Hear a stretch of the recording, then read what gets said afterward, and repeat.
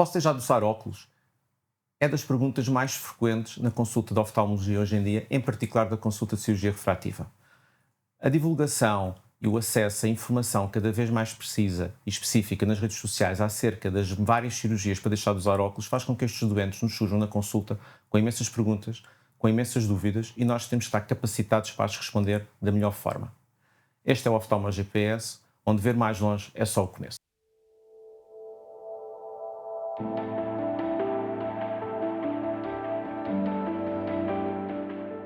Olá, sejam bem-vindos ao Oftalmo GPS. Hoje o tema que nos traz deste episódio é a independência dos óculos, isto é, a motivação que faz com que os doentes venham à nossa consulta de cirurgia refrativa. Connosco temos um convidado muito especial, temos connosco um médico oftalmologista que vem da Sociedade Brasileira de Oftalmologia, que é o Dr. César Mota, especialista em cirurgia refrativa, especialista em cirurgia de catarata, onde temos o maior prazer de o receber no nosso episódio para discutirmos um bocadinho sobre o que é a independência dos óculos e que motivação é que os nossos doentes hoje em dia trazem à nossa consulta. Bem-vindo, César. Obrigado pelo convite, Vitor. É um prazer enorme estar aqui representando a Sociedade Brasileira de Oftalmologia mais um ano e poder participar aqui desse episódio com você. Muito bem. O que é que tem notado nos últimos anos de diferença na abordagem sobre a independência dos óculos? O que é que você consegue se aperceber de grandes diferenças hoje em dia? O que a gente consegue perceber é que o paciente, em geral, ele chega muito mais informado sobre as tecnologias que existem, sobre as técnicas que existem. E realmente, assim, a gente tem hoje em dia um arsenal enorme tecnológico, seja de cirurgias que a gente vá agir na córnea ou de cirurgias que a gente vá utilizar lentes intraoculares. Então, assim, com o crescimento dessa parte tecnológica, com a evolução médica, a gente tem muita coisa para ser feita hoje em dia, né? É muito difícil você não poder oferecer alguma coisa para melhorar a visão desse paciente, seja ele jovem, seja ele mais velho. Então, o paciente já chega muito mais orientado, sabendo o que existe, mas eu acho que é bem importante a gente sempre estar atento para alinhar as expectativas, trazer esse paciente para a realidade, porque eles chegam querendo tudo e a gente tem que ver o que é melhor, qual é a melhor opção para cada um e trazer. Às vezes a gente não consegue resolver tudo. A gente melhora, mas não consegue resolver tudo. E acha que há diferença geracional, isto é, o doente dos 50 anos versus o doente dos 25? Onde é que nota as diferenças? Primeiramente é na visão, né? O doente de 50 anos com os smartphones, hoje em dia a gente precisa muito da visão de perto. E o jovem, ele tem essa visão de perto e quer a visão de longe. Então tem o imediatismo da juventude que quer resolver aquilo ali sem pensar o que vai acontecer depois dos 40. Mas... e tem acima dos 50 que tem a sociedade, o mundo tá de um jeito que a gente precisa hoje em dia da visão de perto muito mais do que nunca. E a gente também tem solução para tudo isso. Na população mais jovem que quer deixar de usar óculos, o que é importante na seleção desses doentes? Ou seja, nos doentes que querem fazer cirurgia refrativa laser, quais são os critérios que são importantes para si? Primeiramente, a gente precisa saber a idade desse doente, conhecer os hábitos dele, saber se é um paciente que coça muito o olho, se ele não coça, saber se esse grau está estabilizado e, a partir daí, avaliar a biomecânica da córnea sempre. Ter o arsenal de exames necessários para isso e saber o status refracional desse paciente para saber como é que vai ser a melhor técnica a ser utilizada. Se ele tem uma miopia, então ele pode fazer um LASIK, um PRK, um SMILE. Não, é uma metropia muito alta, então a gente tem a opção das lentes fásicas, mas também eu não gosto em pacientes muito jovens, eu prefiro em pacientes um pouquinho de idade mais avançada. Se for uma hipermetropia, a gente vai preferir um LASIK. Então, a partir daí, a gente vai norteando e selecionando o que é melhor para cada um. E a nível de exames, que exames complementares para lhe dar uma robustez de resposta é que costuma sugerir esse tipo de doentes para a cirurgia refrativa? Sempre uma topografia, uma tomografia de córnea também. Corvi, se a gente tiver acesso, é importante. Fazer a refração estática e dinâmica, eu gosto em todos os pacientes, avaliar filme lacrimal, saber se esse paciente tem olho seco ou se não tem, que isso é de extrema importância, e a gente sabe que muitas vezes agrava no pós-operatório, tendo consequência direta na acuidade visual. E basicamente são esses, assim, que eu costumo utilizar na minha prática diária, é isso. Muito bem. E quando tem que dizer não a um doente, como é que faz essa conversa? É complicado porque, assim, a gente tem tanta coisa hoje em dia que dizer não, geralmente, é difícil, mas existem casos que realmente não dá para fazer nada. E às vezes você dá não e ele vai na esquina e alguém diz sim. Mas a gente tem que ter a consciência tranquila que a gente está fazendo o melhor e que vou dormir com a cabeça no travesseiro feliz e tranquilo de que eu não fiz besteira e que amanhã ou depois não vai bater aqui na minha porta com uma alteração corneana, com um problema pela cirurgia que eu tenha feito. Claro. Noutro grupo etário, que é o grupo etário acima dos 50, 55 anos, a motivação de ver melhor ao perto e vencer a presbiopia ou ultrapassar a presbiopia, como é que isso está? Que tipo de abordagem ou como é que costuma gerir esses doentes? Bom, vamos lá. Quando a gente já parte para a parte das lentes intraoculares, eu costumo ter 3 coisas em mente. Eu avalio o status refracional desse paciente, eu avalio se o paciente é bom ou ruim e se o olho é bom ou ruim.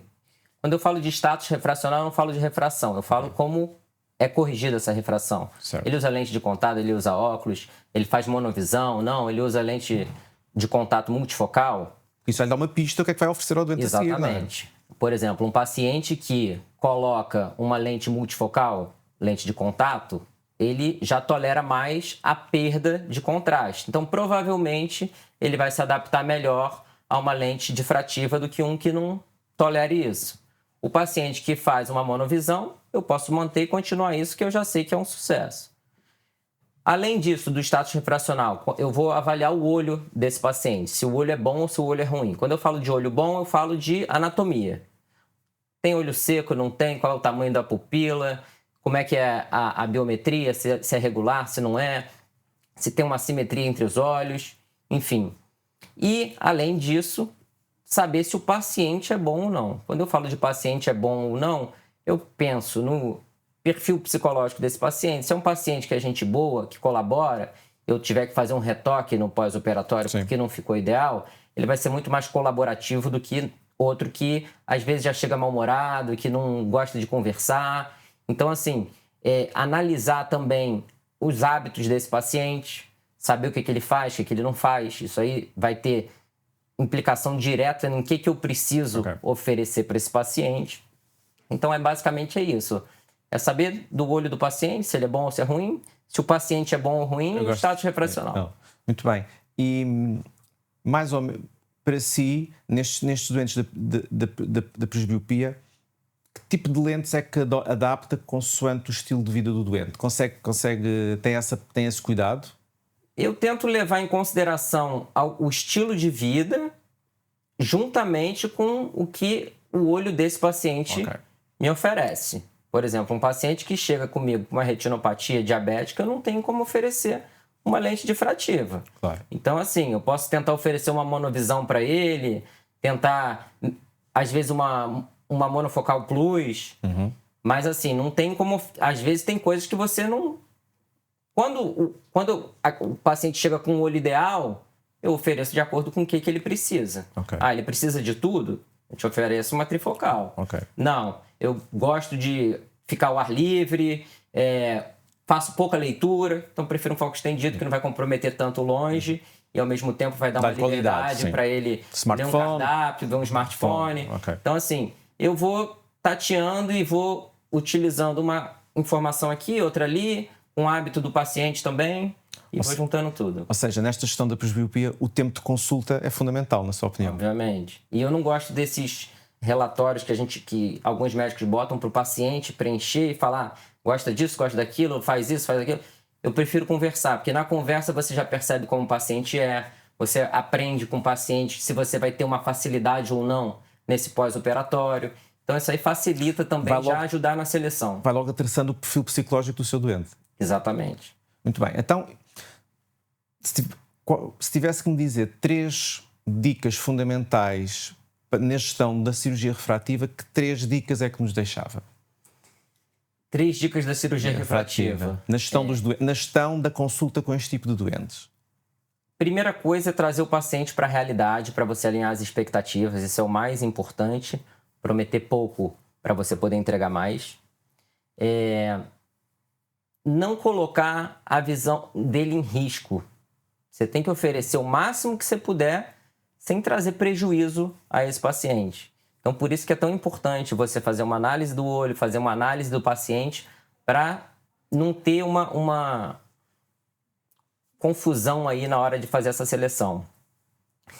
E além disso tudo, é tentar trazer sempre o que tem de melhor. Assim, a oftalmologia está super avançada, a gente tem milhões de coisas para oferecer. Às vezes chega um paciente com ceratocone, você consegue botar um anel, botar uma lente fáscica. Hoje em dia, a gente tem... Então, assim, quando a gente não tiver a capacidade, conversar com um colega, ver se tem alguma coisa mais que a gente possa fazer no caso de um doente ou outro, conversar com seus colegas para a gente trocar informação e poder sempre oferecer o melhor. Muito bem. César, estamos mesmo a chegar ao fim. Agora tenho aqui um desafio em que nós temos uma rubrica em que eu lhe vou fazer uma pergunta e eu quero que responda o mais rapidamente possível. Chama-se Não Pisca, Já Está. Ok? Está pronto? Está pronto? Então primeira pergunta. Qual é a primeira palavra que vem à sua cabeça quando tem uma ruptura de cápsula? Viscoelástico. Boa. Segunda pergunta. Qual é a primeira coisa que pensa? O que é que vai dizer ao doente quando ele chega à sua consulta e ele está a ver 20-20, mas diz: doutor, estou cheio de ardência. Está pingando o lubrificante que eu disse? Terceira pergunta. O que é que prefere? Que o Flamengo perca um jogo ou ter uma ruptura de cápsula posterior? Se não for uma bandeira argentina, eu prefiro a ruptura de cápsula. Olha, e para terminar, obrigado por ter vindo estar aqui connosco. E a última pergunta é esta. O que é que o César Mota atual diria ao César Mota residente do primeiro ano se o encontrasse agora? Observe todos os cirurgiões o máximo que você puder, porque cada um traz alguma coisa diferente e aí vai construir o cirurgião que você vai se tornar futuramente. Obrigado, César, por ter estado aqui connosco. Chegamos ao fim de mais um episódio do Oftalmo GPS. Foi um prazer estar aqui convosco. Não se esqueçam de ver o nosso canal do YouTube, subscrever a nossa página no YouTube, subscrever o nosso Spotify, ir à nossa página, fazer like, ir à nossa página da SPO para onde estão todos os episódios e esperamos num próximo episódio aqui connosco. E não se esqueçam, este foi o Oftalmo GPS, onde ver mais longe é só o começo.